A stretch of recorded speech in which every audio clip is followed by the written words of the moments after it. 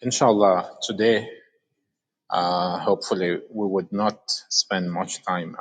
Today's room is on Abdullah al-Aftah, the oldest son of Imam Sadiq alayhi salam, who was a brother of Imam Musa al-Kazem alayhi salam,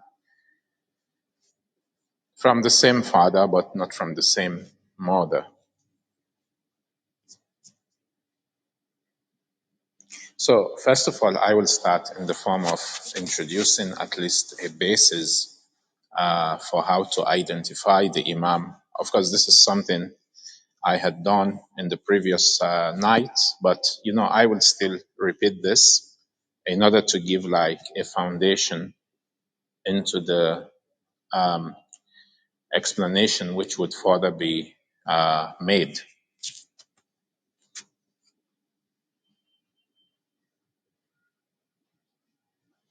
So I would pin a link to Kitab al-Kafi al-Sharif, volume 1, under the chapter heading of evidence of Imams possessing divine authority. And there are a few ahadith under this chapter which are reliable and which will be beneficial to actually lay insight into the claim of Abdullah al-Aftah.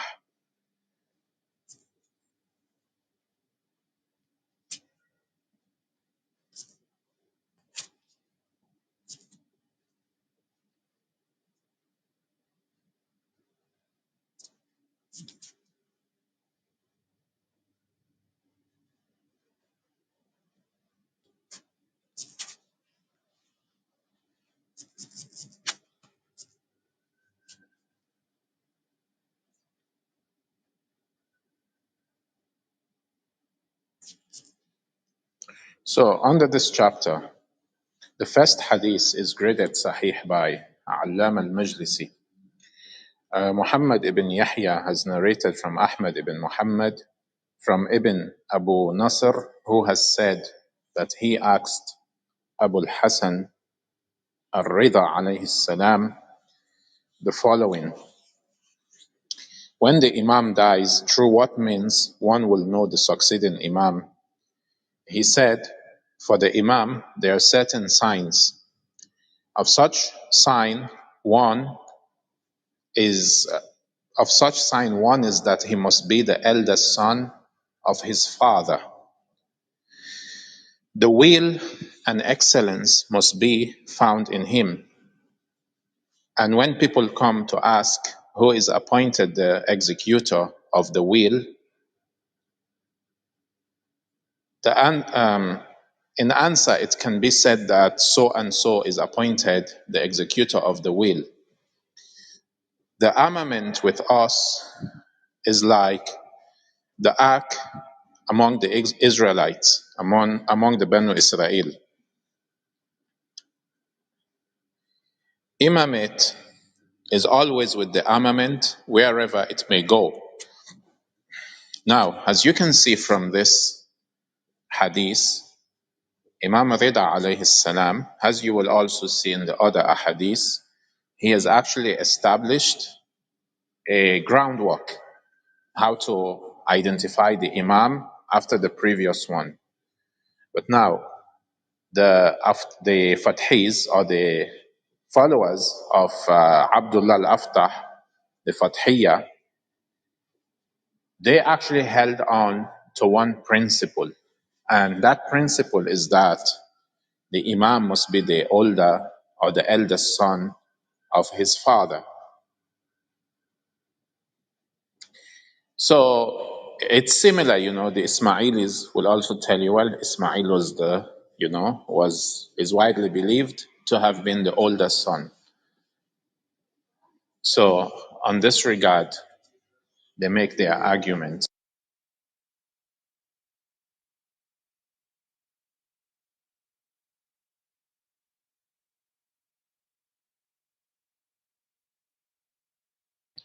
So basically, this is just a tip of the iceberg.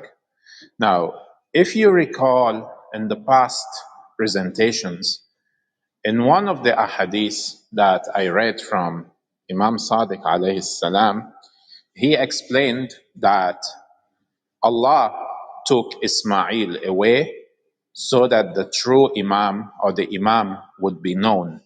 That's Imam Musa al-Kazem alayhi salam.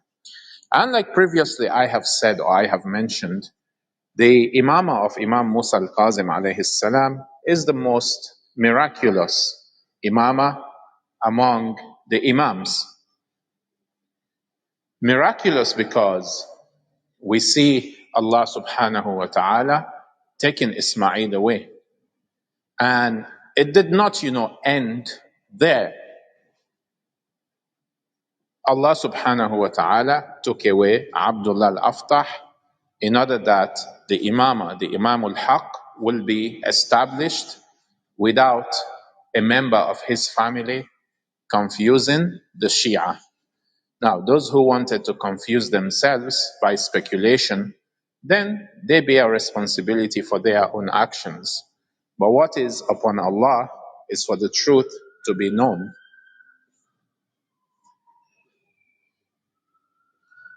For it to be known in the sense that among the children of the Imam, if there is anyone claiming falsehood, Allah clears him off the way. Tayyib. We'll go to the next narration. This is Hassan narration, the second, number 2, hadith number 2, from Muhammad ibn Yahya. Muhammad ibn Yahya has narrated from Muhammad ibn al-Hussein from Yazid, Sha'ar from Harun ibn Hamza from Abdul A'la, who has said that he asked Abu Abdullah alayhi salam the following: in the case of those who rush to hold control of this matter and who claim to be for it, how would one verify their possessing divine authority? The Imam alayhi salam said, they are asked about the rules of lawful and unlawful matters.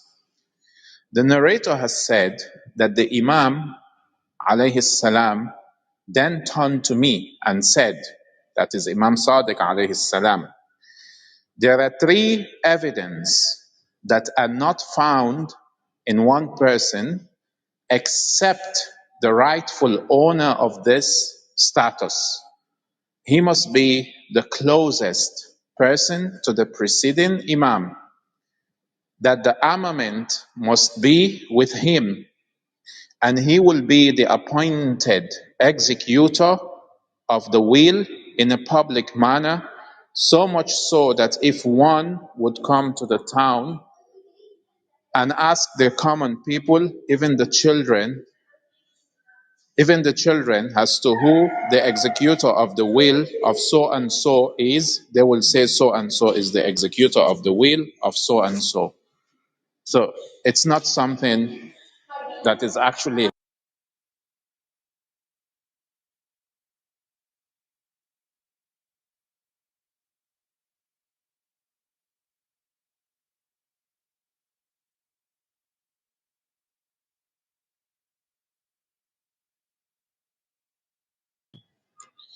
So I will move ahead to the next hadith. The third one, again, it is Hassan. So Imam Sadiq alayhi salam, he has basically added some other, highlights or guidelines in order for the people to use this in order to identify the succeeding Imam. In the third hadith from Ali ibn Ja'far, who narrated from his father, from Ibn Abi Umair, from Hisham ibn Salim, and Hafs ibn al-Bakhtari, who has said the following: once a certain person asked Abu Abdullah alayhi salam, by what thing the Imam is recognized? He said he is recognized through a publicly established will, through excellence in perfection. In the case of Imam, no one must be able to raise objections in matters of words, of his consumption, and sexual matters, so that people would say he's a liar, usurping others' properties, and such similar things. Further highlights when it comes to the issue of his character. Now, the next hadith, number 4, it is Sahih. This is from Muhammad ibn Yahya, who narrated from Muhammad ibn Ismail, from Ali ibn al-Hakam, from Muawiyah ibn Wahhab, who has said that he asked Abu Ja'far alayhi salam, that's Imam al-Baqir, what is the sign of being an Imam? So the translation is a bit scattered. So let me read the Arabic. محمد بن يحيى عن محمد بن إسماعيل عن علي بن الحكم عن معاوية بن وهب قال قلت لأبي جعفر عليه السلام ما علامة الإمام الذي بعد الإمام فقال طهارة الولادة وحسن المنشئة ولا يلهو ولا يلعب. So Muawiyah bin Wahab asked Imam al-Baqir alayhi salam, what is the sign of the Imam who is after the preceding Imam? He said, Taharatul Wilada, he's from a pure birth. Husnul Manshi'a, he has good upbringing. Wala yalhu, wala yal'ab, he will not engage in amusement or jest or playing. So these are further conditions. In other words, the news is actually tightening. More conditions. Conditions that the Imam would have to meet, or he will have to display, or signs he will have to display, and things that are not expected from him. In other words, both the positive attributes which you will observe in the Imam, and also the negative attributes which are not supposed to be in the Imam. An Imam is not supposed to have this. If he has them, then he's not an Imam. For example, you cannot find a prophet who is an idolater. If he's an idolater, then he cannot be a prophet. Because there is a hadith from Rasulullah that, he is from a pure father from Adam. None of his ancestors were idolaters. Even though, some of our Muslim brothers may say, some of the ancestors of the prophet were mushrikun, and this is not true. Tayyib, we move ahead. The fifth hadith, Sahih, graded by Allam al-Majlisi. Ali ibn Ibrahim has narrated from Muhammad ibn Isa, from Yunus, from Ahmad ibn Umar, who has said that he asked the following from Abu al-Hasan al-Rida alayhi salam, what is the proof that establishes one's possessing divine authority or his ownership of leadership? Such proofs are being the elder, possession of superior moral achievement, and one being appointed as the executor of the will.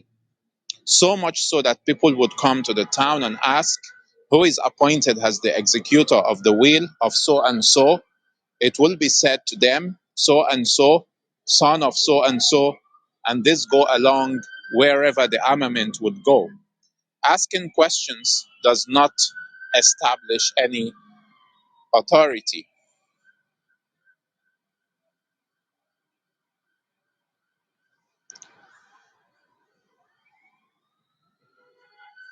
So these are the hadiths and these are the conditions. So the essence of Allah subhanahu wa ta'ala making imams is to guide by his commands.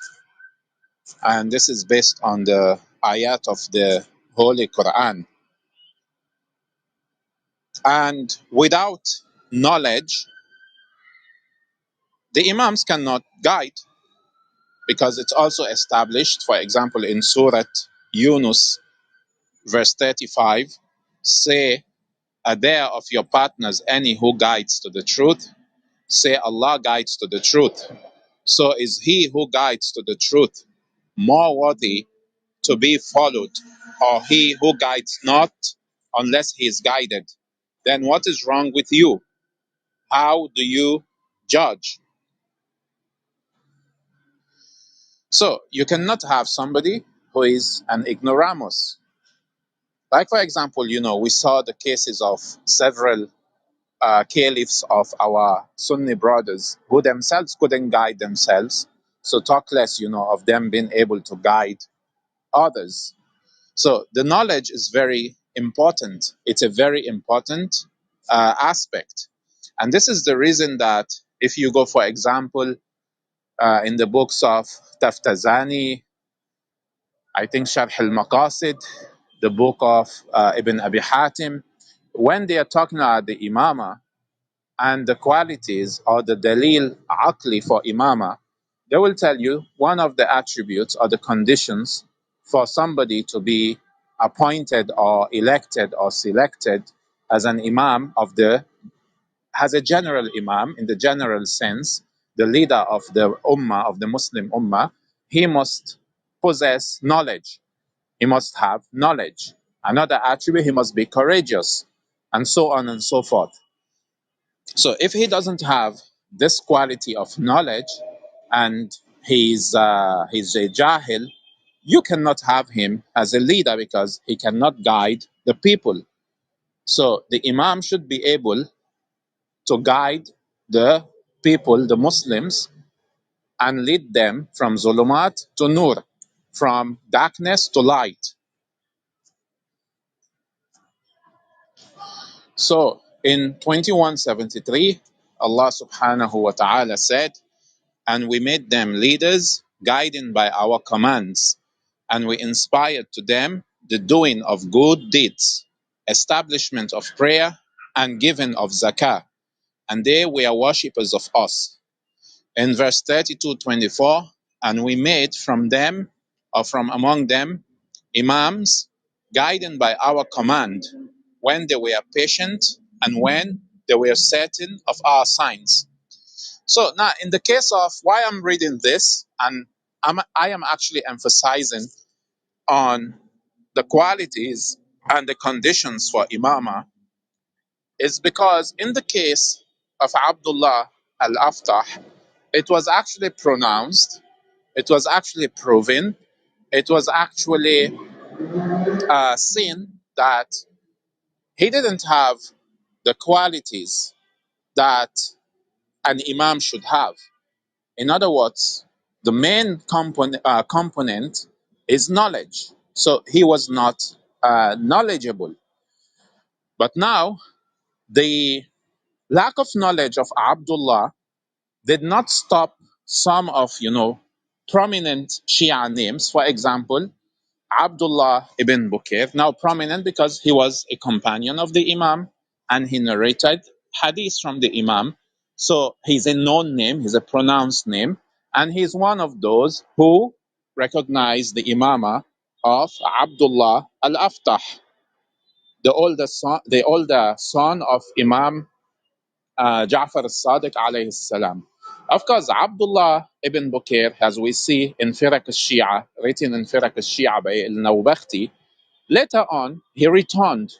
He returned to the Imamah of Imam Musa al-Kazem alayhi salam. But you still have, some people who had this shubha, and because they had a certain hadith that the Imamah is in the oldest son, they got that part. But there is a qualifier here.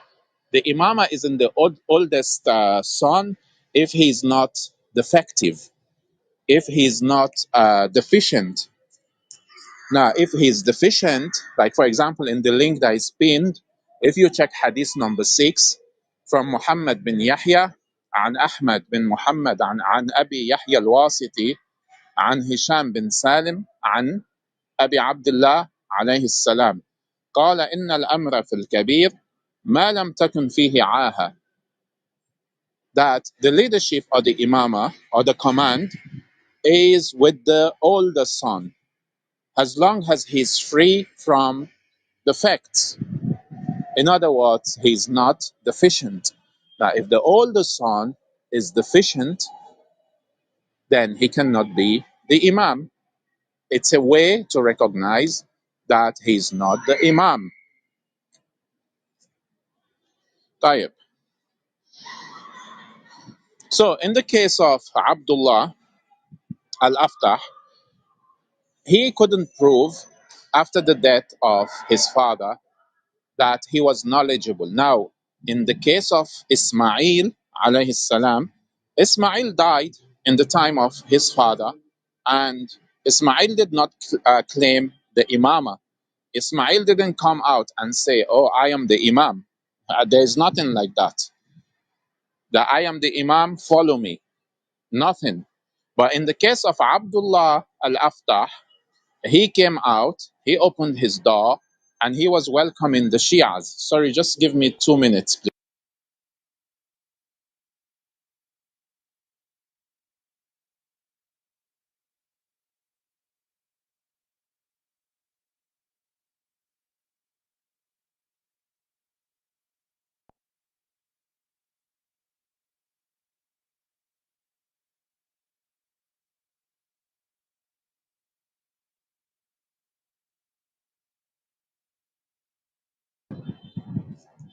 So, as I was saying, Abdullah al-Aftah, he opened his door and he asked the Shias to come to him. I am the Imam. I am sitting in the place of my father.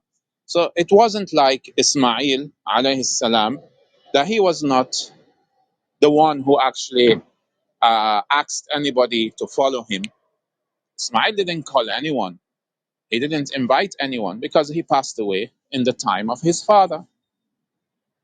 Now, those who uh, came after Imam Ja'far as-Sadiq, they attributed the Imamah to Ismail and said that he is, or he was the Imam, or his father had pointed towards him. So they interpreted certain statements of Imam Ja'far as-Sadiq alayhi salam as indication that Ismail was the Imam. Now, some of them, as it has already been explained previously, some of them said that Ismail did not die, that Imam Ja'far as-Sadiq, when he gathered his companions and like 3 times after the death of Ismail, he told them to unveil his face and he proved to them that this person that is actually lying in there, this is Ismail. This was all theatrics. So Imam Ja'far as-Sadiq was trying to protect the life of Ismail by actually telling them that he's dead. But now, in the case of taqiyya and in the case of imama, the imam will not actually do this without later on at least making a statement in order to guide the people. In other words, he has to clarify that in this statement, which was actually said under taqiyya, like for example, the hadith we have about Zurara. In the hadith we have about Zurara, where the Imam said certain negative things about him, we have other hadiths where the Imam clarified that these things were said about Zurara under taqiyya to protect Zurara and also to protect the Imam. So if you want to claim that Ismail did not die and he went into some sort of concealment, then at least one statement from Imam Ja'far as-Sadiq. I'm not asking you for you to tell me people said they saw him. No, this is not enough. People say so many things. This does not constitute nas. It is not hujjah. The statement of people is not hujjah. It is the statement of the imam that is hujjah. So the imam has to say that what happened at the burial of Ismail alayhi salam, this was under taqiyya. It was under taqiyya, so Ismail is alive, follow him. Or at least in this 10 years period, he should have said, well, Ismail died, but the imamah remains in his descendants.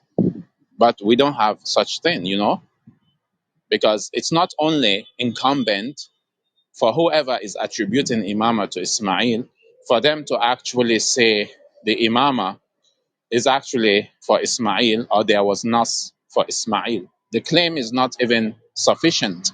You also have to make the claim there was Nas for his son Muhammad. And that is what is even, it's not even, it's not something they can even contest.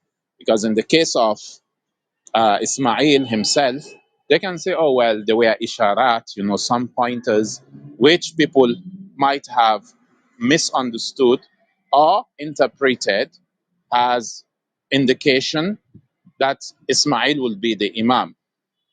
But in the case of Muhammad, we don't have any such indications even.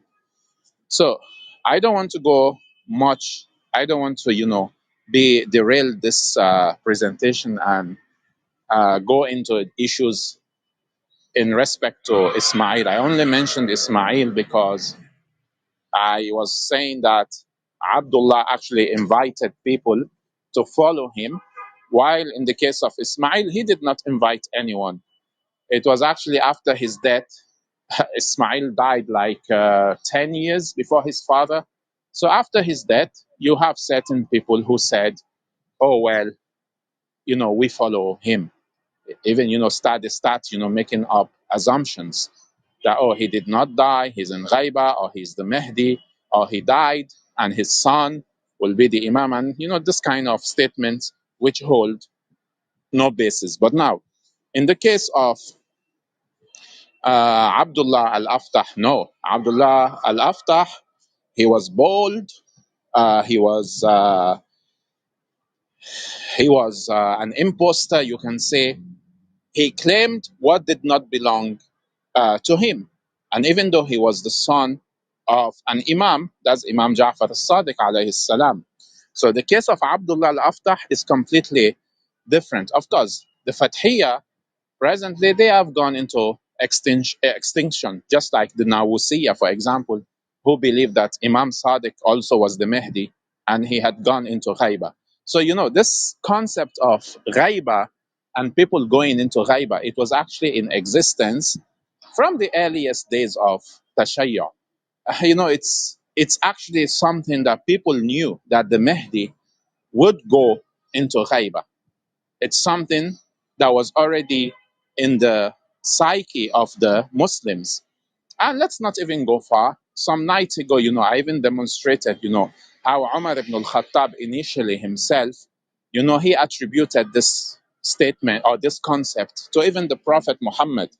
He said, like, for example, I presented the evidence from the Sirah of Ibn Hisham, where Umar ibn al-Khattab said, if anyone would say the Prophet had died, he will chop off his head or his legs or whatever.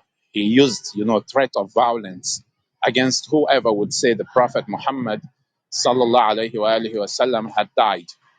And he said, no, just like Musa alayhi salam went to see his Lord, it's the same thing. Um, the Prophet also went to see his Lord. So, I made the statement which came out, kind of a bit maybe hard on our Ismaili brothers. I said, well, Umar ibn al-Khattab, he was the first Ismaili, or he was the first Batini, because he was the first person who had this Batini concept and he applied it to the Prophet. And of course, some might say, no, Umar ibn al-Khattab, he was a Quranist because he said, Hasbuna Kitabullah, the book of Allah is enough for us. So, all these side issues are just to cast, more light into my statement or into my explanation. But I will try as much as possible to focus on Abdullah al-Aftah. So, we have, for example, Sheikh al-Mufid in his book, it's called Al-Fusul al-Mukhtar, Volume 1, page 312. He said, as for the Fathiyya, their affair is clear and the corruption in their claim is not hidden, nor covered regarding what they wish. They never provided any nas from Imam Sadiq to support their claim for following Abdullah al-Aftah. They applied what they had narrated, that the Imam isn't the oldest, except if he is deficient or disabled. And this hadith was never narrated without it being conditioned. And that is, the Imamah is for the oldest, except if he is deficient or disabled. And the people of Imamah who believed in the Imamah of Imam Musa al-Kazem have mutawatir narrations that Abdullah al-Aftah was deficient in religion because he used to visit the schools of the Murji'ah, who used to equate Imam Ali, oh, sorry, sorry, just a minute. He used to visit the schools of the Murji'ah. So Imam Sadiq alayhi salam has been, of course, end of quote. Imam Sadiq has been reported to have said that after there was a time, Imam Sadiq alayhi salam, now about the statement on why was his name. Sorry, I will first of all let me pin the link for Al-Fusul al-Mukhtara of Sheikh al-Mufid, the statement I just quoted. I think I should pin that link before I go on to another.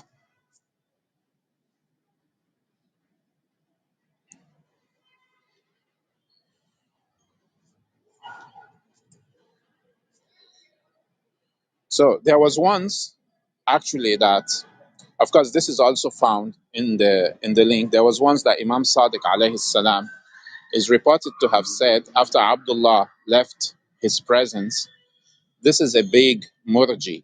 The murji, they were a deviant sect. So that one day Abdullah al-Aftah entered upon Imam Sadiq alayhi salam while he was relating to his companions. That's the Imam. You will find this story in the link that is pinned. So Imam Sadiq, while he was, teaching his companions and relating to them, Imam Sadiq saw Abdullah. So Imam Sadiq decided to mute, to keep silent until Abdullah left his presence.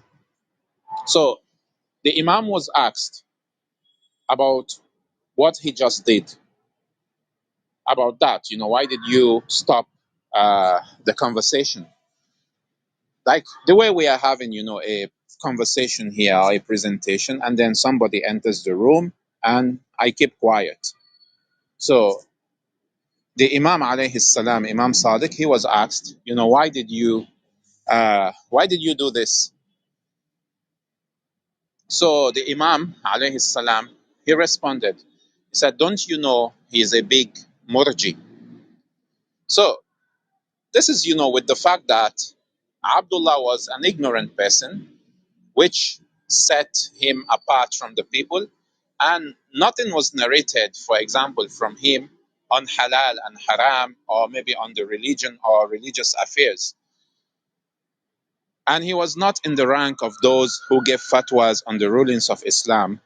He claimed imamah for himself after his father, and he was tested on minor issues, and he couldn't respond, and he didn't give answers. So what more deficiency? I'm trying to paraphrase the statements in the book of Sheikh al-Mufid in Fusul al-Mukhtara. So I'm trying to paraphrase. So in the end, Sheikh al-Mufid, rahimahullah, said, so what is more of a deficiency bigger than this to disprove the imamah of this man? So although if there was no deficiency that prevented his imamah, even if there was not, it will not have been made permissible for his father to divert the nas from him. And if he had not diverted it from him, he would have shown it for him. I'm still trying to paraphrase from the book of Sheikh al-Mufid. And if he had not diverted it from him, he would have shown it for him. And if Imam Sadiq had revealed it, he would have transmitted it. And it would have been well known among his companions. And in the inability of the Fathiyya to attach themselves to Nas is evidence of the invalidity of what they went to. So now somebody might ask and say, oh, well, the Fathiyya, clinged on to the argument that he was the older son. Well, yeah, being the older son is one of the conditions which can be used to actually, uh, point towards the Imam who will succeed. Being the elder son is one such symbols. But when we are talking here of Nas, it's different.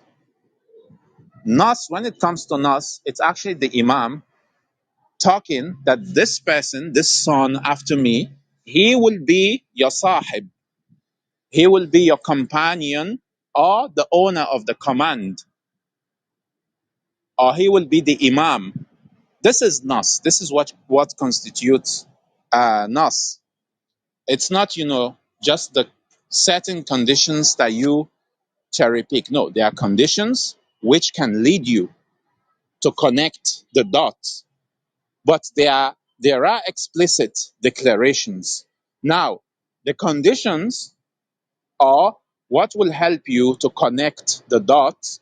If you didn't hear from the Imam, or maybe you live in far away, like was the case of the Shia in the time of Imam Sadiq, you had Shias in Iran, in Iraq, in different places, and you have Imam Sadiq alayhi salam. He was in Medina. So, in the case you haven't heard from the Imam, who would be his successor, they are actually, these symbols or conditions or pointers which you can use to connect the dot. But the nas itself is actually when somebody has heard from the Imam saying, "This my son," with his name, pointing towards a specific person, he will be my successor. And this is what we have for Imam Musa al-Kazim alayhi salam. We have several ahadith for the Imam, whereby his father told certain companions, a whole list of companions, prominent companions of Imam Ja'far al-Sadiq, that this my son, he will be the successor after me. Now, those who did not follow Imam Musa al-Kazim, who were either Fathis or they were actually uh, Nawusiyya or they were Ismailis, these people did not bring Nas and say, oh, well, Imam Sadiq said in so and so place that this my son Ismail, he is the Imam after me. No, or the Nawusiyya, that, oh, Imam Sadiq alayhi salam, is saying that after him, he is the Mahdi, he will come back. No, they don't have such. What the Ismailis, the Fathis, and the likes, what they used were arguments. They were arguments based on isharat or pointers, which they interpreted in order to suit whatever direction they decided to follow. So it's not the same thing as having Nas or hearing that the Imam said, this person, he is the Imam after me. If there was any such thing, at least, many of the companions would have said that Imam Sadiq said in this place that Ismail alayhi salam, he will succeed me after I am gone. But we don't have any such thing. It's either arguments or pointers, isharat, that, oh, he was the oldest son, or his father said he was beloved to him, or the father, prayed to Allah to keep him alive, or he prayed to Allah to leave him behind. This kind of argument. In our own case, we are not only using conditions, qualities, or the character of who should be the Imam or what makes an Imam. We also have absolute proof, clear-cut proofs that this person, he was actually named specifically by his father to be the Imam. So our position and the position of our opponents is very different, very, very different. And this is the reason our position is strong and our arguments are strong, and we don't have any reason to actually, even blink an eye when this, small sect actually, try to make their cases. Now, in the case, for example, of the Ismailiyah, historically, they were not a small sect. Maybe at some point, even the Zaydiyah, they were maybe as very prominent in the Muslim world, especially the Ismailiyah. But still, this did not give them an upper hand. Now, when you come, for example, to the Ithna Asharis, to the Shia, ourselves, we have, for example, historical documents, historical books, historical hadith, hadiths which have been narrated from one person to another, all the way to Imam Bakir, Imam Rida, Imam Sadiq, Imam Kazem, Imam Ali bin al-Hussein, Imam Hussein, Imam Hassan, Imam Ali. We have all these records. There is a chain, there is uh, a sequential chain that goes back to the Imams. Now, when we look at our opponents, this is not something we see, for example, in the Ismailis or even in the Zaydis, the two other surviving sects or subsects of Shia Islam. We don't see them having this authority like we do. Even at some point, even though the Ismailis were an empire, the Fatimid Empire was actually ruling in the Muslim world. But still, they did not have this preservation of knowledge and preservation of records, which we have in our hands. So even the persecution and the oppression that our predecessors actually faced did not actually hinder or obstruct them from actually preserving the knowledge of the Ahlul Bayt. And this is the reason today, if you see, for example, Kitab al-Kafi, you have like 16,000 hadiths. You go to Wasa'il al-Shia, you have over 30,000 hadiths on fiqh-related matters, on the halal and the haram. There is so much emphasis. There is each and every small issue relating to fiqh that the Imams have actually covered. And we find these records. And our great scholars have taken their time to preserve this knowledge and separate what is true from what is not true through clear evidence or dalil. But in the case of our opponents or our brothers, the subsects of Shia Islam, we don't find the same thing. They don't have this knowledge. Now, if you ask, for example, an Ismaili, he might tell you, oh, well, we have a living Imam, a so-called living Imam. Well, congratulations, but at least you should, have a precedence that is actually preserved in order for you to actually know from where you're coming from. Or at least the present Imam should have written books from the knowledge of the unseen. Like, for example, in the Holy Quran, we see the story of Yusuf, the story of Yunus, the story of the prophets generally, whereby Allah is even telling Rasulullah that this is knowledge that you did not used to know. This is knowledge we are given to you from the unseen, like in the story of Yusuf alayhi salam. But we don't see, the current Imam, for example, of the Ismailis, giving us any, knowledge of from the unseen in regards to the past, or, explaining matters on which we differ. We don't see this, you know.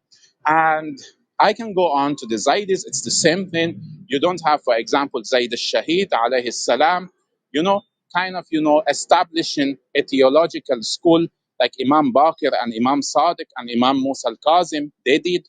For example, how many people know that Imam Musa al-Kazim alayhi salam, he was the ustaz of Ahmad ibn Hanbal, the Imam of the Hanabila, up to whom, even the Wahhabis, look up to.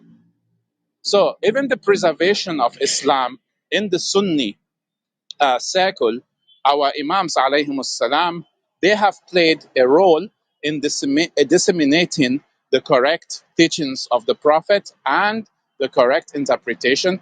However, the extent of truthfulness that have been preserved in their teachings in the four Sunni schools. So, so now there is actually a hadith which I have previously touched on, whereby certain companions of Imam Sadiq, they knew that people were actually going to Abdullah al-Aftah because he had actually claimed the Imamah for himself, and the companions of Imam Sadiq alayhi salam, they came to test him. So they actually came to ask him some questions.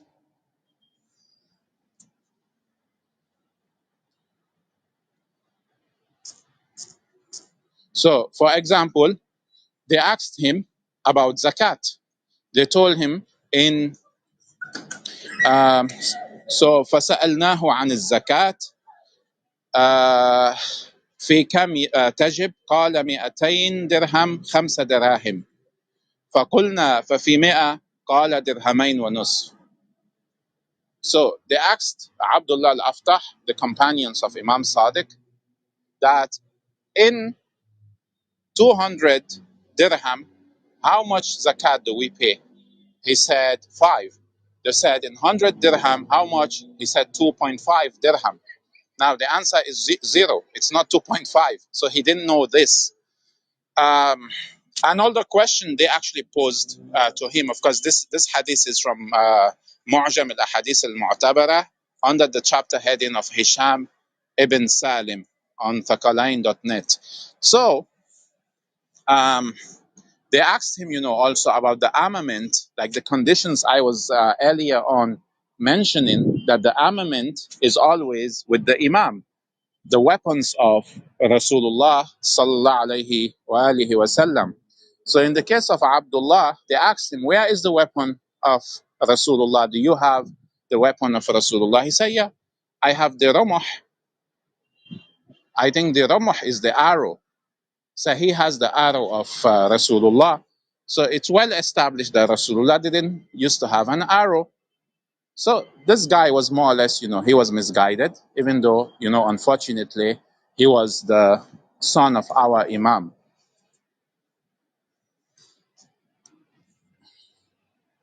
So in regards to him, a clear prophecy and indication occurs in the historical account of Ibn Shahr Ashub, in the Manaqib of Ibn Shahr Ashub, volume 1, page 230.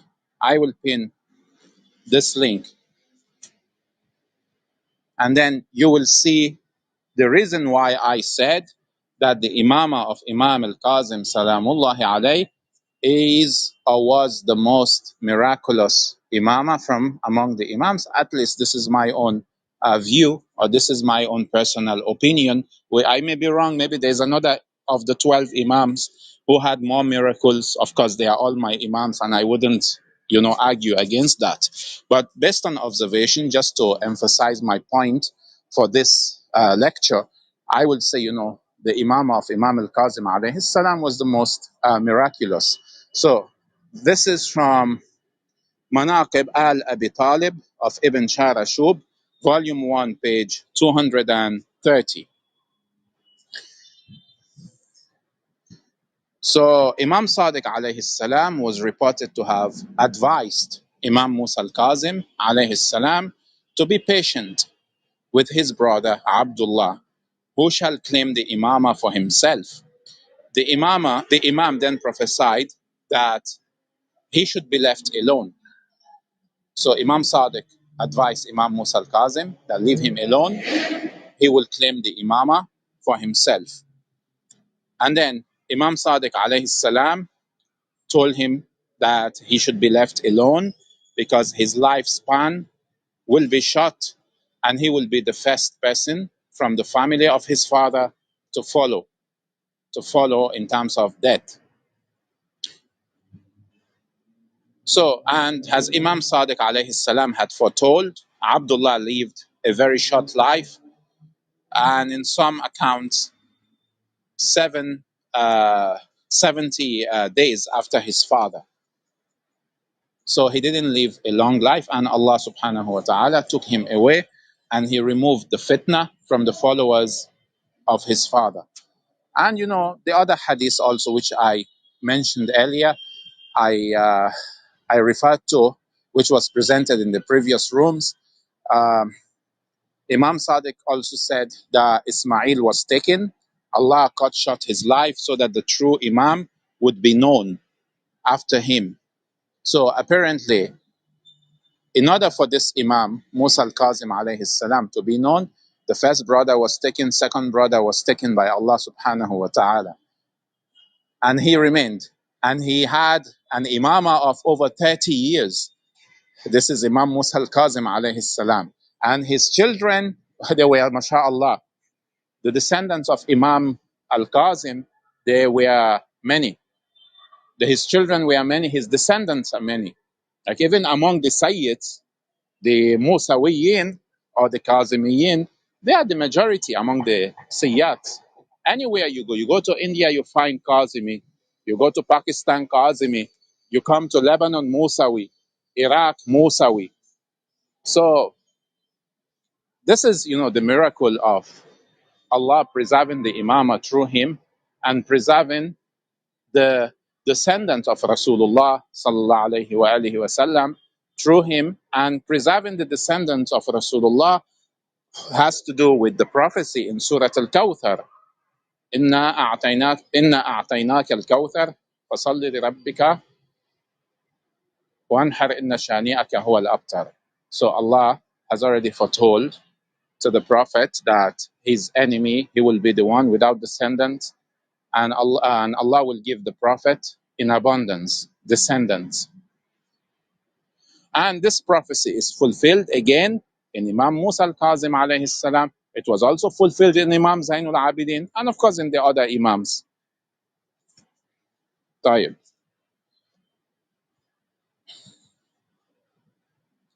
So, for example, Sheikh Tusi also had something to say about the Fathiyya.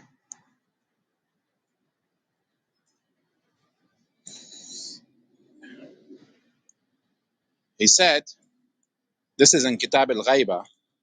I think I should pin this link also.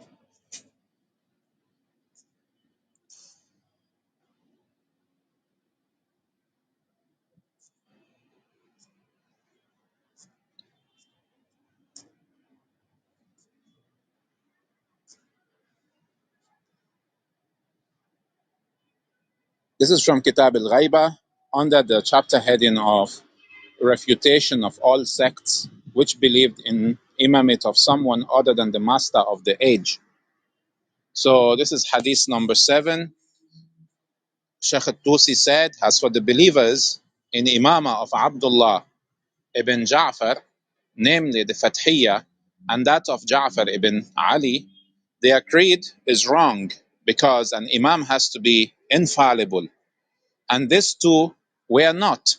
Their evident actions, which contradict infallibility, are widely known, and scholars have narrated them, and they are present in books, and we will not prolong the discourse by quoting them here. Besides, the established principle, which is beyond doubt among the Shia, is that imamate shall not pass from one brother to another after Imam Hassan and Imam Hussein. Therefore, the imamate of Ja'far after his brother is void. He's talking also about the time during Imam Ali al-Hadi after Imam Ali al-Hadi alayhi salam, but that's not under the scope of our discussion. So, for example, based on the Holy Quran, verse 9:32, يريدون أن يطفئوا نور الله بأفواههم ويأبى الله إلا أن يتم نوره ويأبى الله إلا أن يتم نوره ولو كره الكافرون. So based on this, sorry, just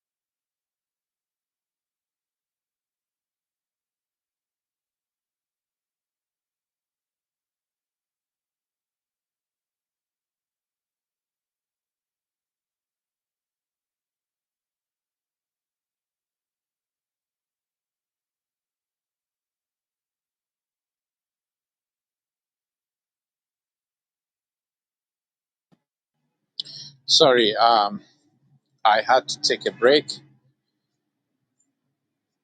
Um, so, based on the Holy Quran 9:32, they want to extinguish the light of Allah with their mouths, but Allah refuses except to perfect His light, although the disbelievers dislike it. So, and you have, other verses. It's also in Surah As-Saf, whereby Allah swore to, or Allah committed Himself to make sure that the religion of Islam, the true religion, actually prevails. Now, in the case of Abdullah al-Aftah, it is agreed that he never had any child. He actually died without a son, somebody, to take on the Imamah after him.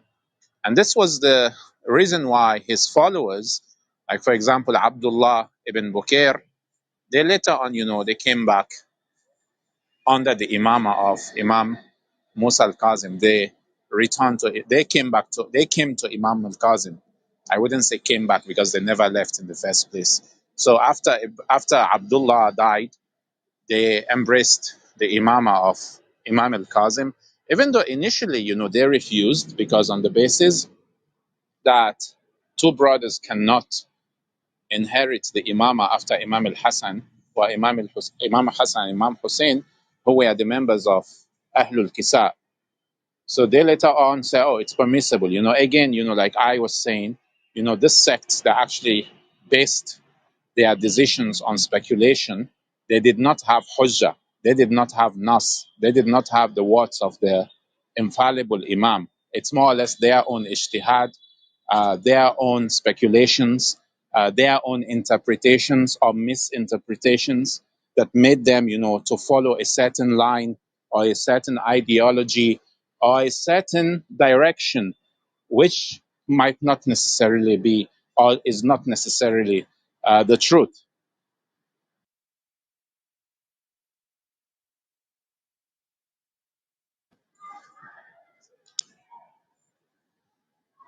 So Abdullah was childless and therefore could not have been the Imam, as that would be contrary to the Aqidah contained in the below hadith, which is from Al Kafi, volume 1.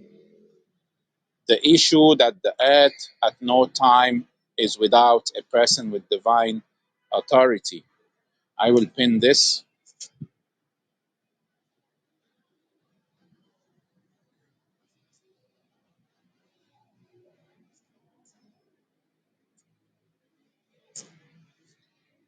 This is from Al Kafi, Volume 1, under the chapter heading of the issue that the earth at no time is without a person with divine authority, hadith number 2. It's a Hassan hadith graded by Allama al-Majlisi. Ali ibn Ibrahim has narrated from his father, from Muhammad ibn Abu Umair, from Mansur ibn Yunus, and Su'dan ibn Muslim, from Ishaq ibn Amara, from Abu Abdullah alayhi salam, who has said the following: I heard the Imam saying, the earth is never left without an Imam, so that if the believers would add anything, it will be brought back, and if they would reduce anything, it will be completed.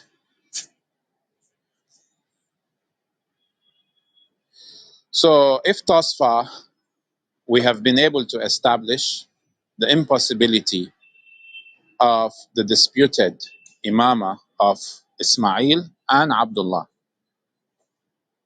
we have established the impossibility of the disputants for the Imamah of Ismail and Abdullah. So they cannot be Imams whom Allah subhanahu wa ta'ala has made their ta'ah, obedience to them, obligatory.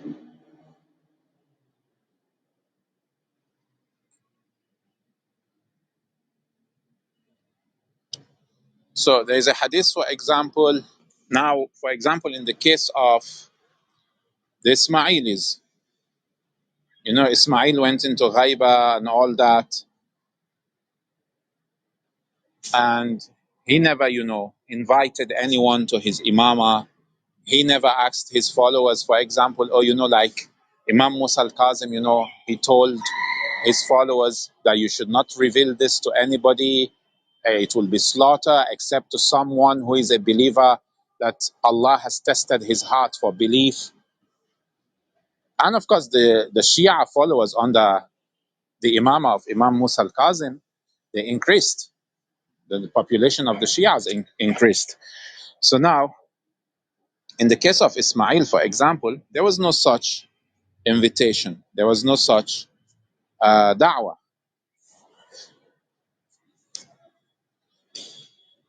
So this is from Kitab Al-Ghaiba of Sheikh al-Tusi.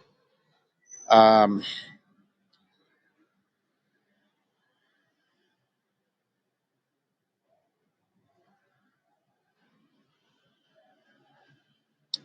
so it has been narrated, Jama'ah al-Sayyid had said, I heard Al-Mufaddal ibn Umar asking Abu Abdullah al-Sadiq alayhi salam, does Allah impose upon people to obey someone and then the divine revelation keeps that secret? Abu Abdullah alayhi salam said, Allah is more glorified, merciful and kinder to his people than to impose upon them obeying someone, but the divine revelation keeps that secret day and night. Then his son Abu Hassan Musa alayhi salam appeared. Abu Abdullah alayhi salam said to Al-Mufaddal, would you like to look at the keeper of Ali's book, of Imam Ali's book alayhi salam? Al-Mufaddal said, and is there anything else that makes me more delighted than this? Abu Abdullah alayhi salam said, this is the keeper of Ali's hidden book alayhi salam, about which Allah has said, none shall touch it save the purified ones. لا يمسه إلا المطهرون. So this is even establishing that the earth will not be with an imam, that Allah will make his ta'ah obligatory and then Allah will keep it, a secret day and night. And this also will constitute definitely nas for the imamah of Imam Musa al-Kazim alayhi salam. So in conclusion, one may say, why do we need to, test the imam, the next imam, the succeeding imam, to identify his qualities? So as per the conditions set for caliphate, for example, by the Sunnis, which we have, several times mentioned, how Sunni scholars, for example, they viewed Imam Musa al-Kazim, and also they view their own khilafah. What are the conditions for the person who is to be the Khalifatul Muslimin? What conditions he is to have? The fact that Muslims oftentimes, they point even to the uprightness of Rasulullah Muhammad sallallahu alayhi wa alihi, that he was, as-Sadiq al-Amin. Even his opponents testified to the uprightness of the Prophet Muhammad. They never for once, said, oh, Muhammad sallallahu alayhi wa alihi, you lied or you misled us. They never said this. They never had any arguments against his character, his uprightness. So even before he started his da'wah, has a logical evidence or dalil aqli for his prophethood, we see that, even in the Quran, in several places, that the prophet, he is ala khuluqin azim, innaka ala khuluqin azim. The kuffar themselves, they knew this. The mushrikeen knew this. Even, even in the Bible, for example, we see, the prophecy which Muslims oftentimes appeal to in the book of John 16, verse 13, that when the Spirit of truth comes, he will guide you into all the truth. He will not speak on his own. He will speak only what he hears, and he will tell you what is yet to come.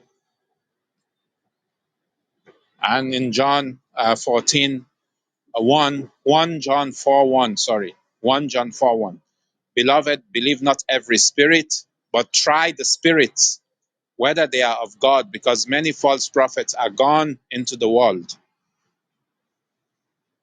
Even in Bukhari 31:69, at Khaybar, the Prophet Muhammad himself was tested.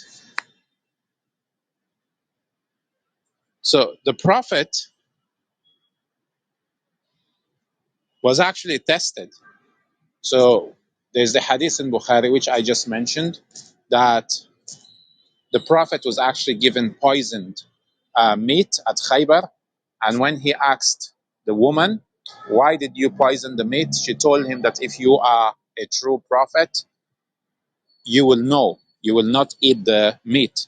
And if you are a false prophet, you will die and you will save us from yourself. And of course, in the Quran, you have some verses which point to the fact that even his contemporaries actually tested him. For example, وَيَسْأَلُونَكَ عَنِ الْمَحِيضِ, and they ask you about, this may not necessarily be a test for prophethood, but you have, for example, another verse in Surah Al-Kahf, وَيَسْأَلُونَكَ عَنِ الرُّوحِ, and they ask you about the spirit. So they come, they pose all the riddles, all the questions to the prophet to see, if he would fall, if he will make a mistake. And of course, no mistakes. He gives them, very sharp answers. It pierces through their eyes.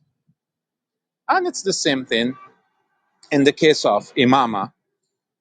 Every Imam was tested for his knowledge, for his uprightness, for his character. And we see, Alhamdulillah, that in our own case, we follow the guidance because our Imams, even our opponents in their books, I'm talking here specifically about the Sunnis, they testified about the knowledge, the uprightness of the Imams. Like, for example, as I was saying earlier, like how many of you, know that Imam Musa al-Kazem alayhi salam, he was the teacher of Ahmad ibn Hanbal. Now, many people will know that Abu Hanifa, he was a student of Imam Sadiq alayhi salam. But even Ahmad ibn Hanbal. And of course, inshallah, tomorrow I will kind of, give a summary, a conclusion, a concluding room. It will be the 10th room. And I will mention the position of Ahmad ibn Hanbal. So I guess, inshallah, we've sufficiently touched on the issue of Al-Aftah to portray his deficiency through his failure to, answer like basic fiqh questions to the companions of Imam al-Sadiq alayhi salam. And also, I pointed out the prophecy of Imam Sadiq to Imam Musa al-Kazim, that you shouldn't, you should let him be. He will die. He will go away. We've given several hadiths to establish the basis for how one can actually identify the Imam, in addition to the will or the nas from the preceding Imam. And one more point that would be interesting to add, like for example, in the case of Abdullah ibn Bukair, like if you go to the book of An-Nawbakhti, that is Firak al-Shia, Firak al-Shia, I think 78, page 78, if I'm not mistaken. Just a minute.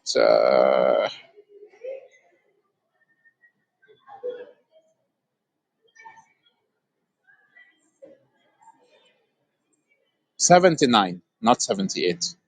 Page 79. I will pin this. So if you check, for example, in the case of Ibn Bukair, when they saw, the baselessness in following Abdullah al-Aftah, what did they do? They followed Imam Musa al-Kazim, but after they had refused to follow the Imam of Imam Musa al-Kazim, because two brothers, according to them, cannot uh, inherit the Imamah after Imam Hassan and Imam Hussein. They later on, they permitted it. They believed in the Imamah of Abdullah and Imam Musa al-Kazem. In other words, they held this concept or this notion that, okay, now, it's for me. I don't know how they, changed it. It sounds kind of, one day driving for women is halal and one day the driving of women is not halal. Something like this, a switch. So in this case, if, for example, our predecessors as Shias, if they had accepted the Imamah of Abdullah al-Aftah and the Imamah of Imam Musa al-Kazim, the implication of this would be that we would end up with 13 Imams, not 12 Imams. And of course, this was before the Ghaiba, this was before the Ghaiba. But to show that the hadith which was prevalent among the Muslims show that the leaders after the Prophet Muhammad, they are 12 in number. Now, even for example, let me pin this from the Musannaf of Ibn Abi Shayba, which will cast light to what I am saying here, just to show you, like, if the counting would have been wrong or the wrong Imam would have been followed by our predecessors and they would have been on misguidance, we would not have ended up with 12 Imams. But today we end up with 12 Imams, and this is actually an indication that our predecessors actually followed the Huda, the guidance, the light. Now, if you check this link from the Musannaf of Ibn Abi Shayba, volume 6, page 363, in this hadith, there is an interesting point that this book was actually compiled in the time of the seventh Imam, Imam Musa al-Kazim. So this is Haddathana Abu Usama, from Abu Usama, who narrated from Hisham, from Muhammad ibn Sirin. Muhammad ibn Sirin is popular among Sunnis. He was a tabi'i, or a taba tabi'i. He was among the first three generations, the golden, or the Salaf al-Salih. So from Uqba bin Uwais al-Sadusi, from Abdullah ibn Umar, the son of the second Khalifa, he said, يكون في هذه الأمة 12 خليفة. So Abdullah ibn Umar, he knew this hadith. He said, in this ummah, there will be 12 khalifa. What did Ibn Umar go on to do? He wanted to apply this hadith on his father and on Abu Bakr.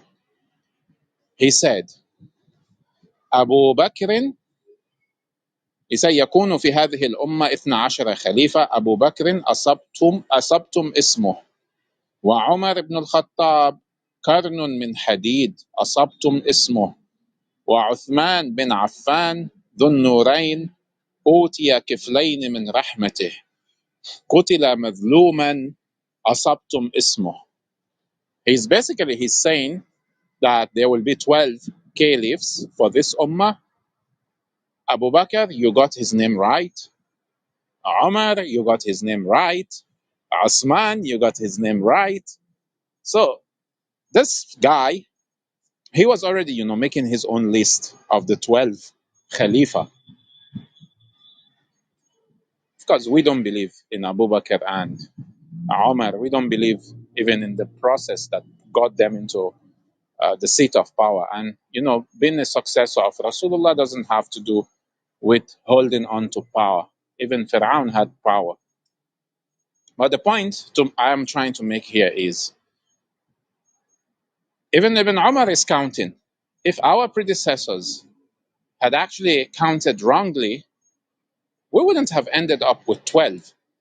We are the only group who fulfilled this prophecy. from Rasulullah. And the fact that you don't find a hadith in the Sunni books, at least the Sunni books, they contain so many hadiths, which oftentimes they contradict themselves. For example, how did the Prophet die? Or where, sorry, with whom, when the Prophet was dying, on whose lap did he die? One hadith will say he died on the lap of Aisha. Another hadith will say he died on the chest of Imam Ali alayhi salam. So you have, certain narrations made their way through into the Sunni books. To be honest, I have never seen a narration in the Sunni books, for example, that says that Rasulullah sallallahu alayhi wa alihi said, the Imams after me will be 7. I haven't seen this. Or the Imams after me will be 14. And the number, for example, of the Fatimid caliphs, or there will be 49 or 50. We don't have this. Or the Imams after me will be 15 or 18 or 19. We haven't seen this. We only see one number from Rasulullah in the Sunni books, and we fulfill that number. Now, if you can prove there's another hadith, and it is reliable, where Rasulullah has said that there would be 7 Imams, bring it. We can examine it. No problem. But we don't find this.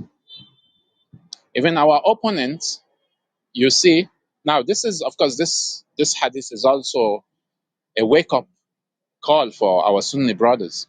You have somebody like Ibn Umar, he's already counting. He's counting to 12. He counted Abu Bakr, Umar, Osman. Now, he didn't count Imam Ali.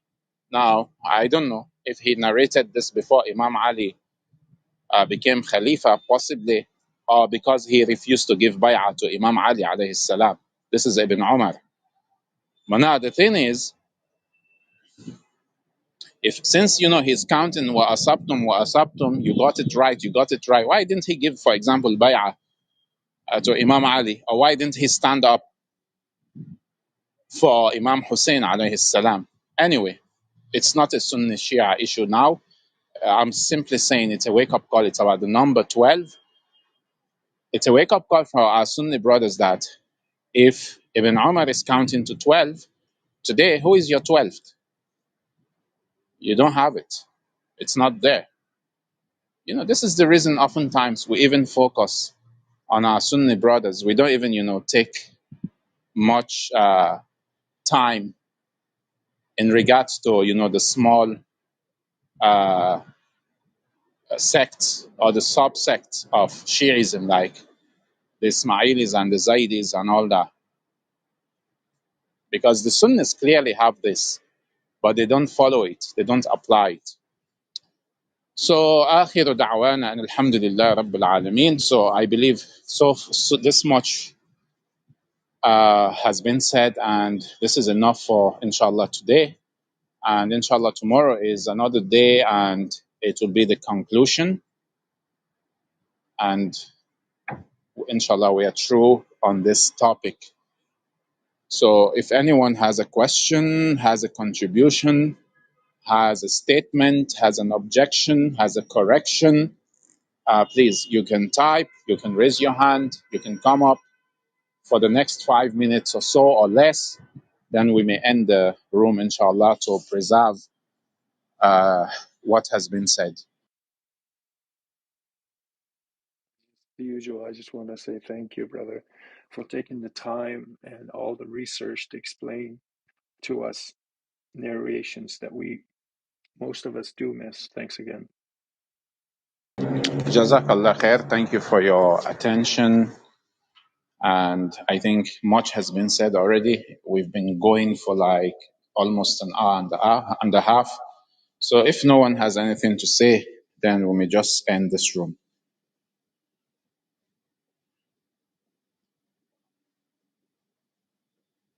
So thank you. Assalamu alaikum wa rahmatullahi wa barakatuh. Inshallah, we'll open another room on something else.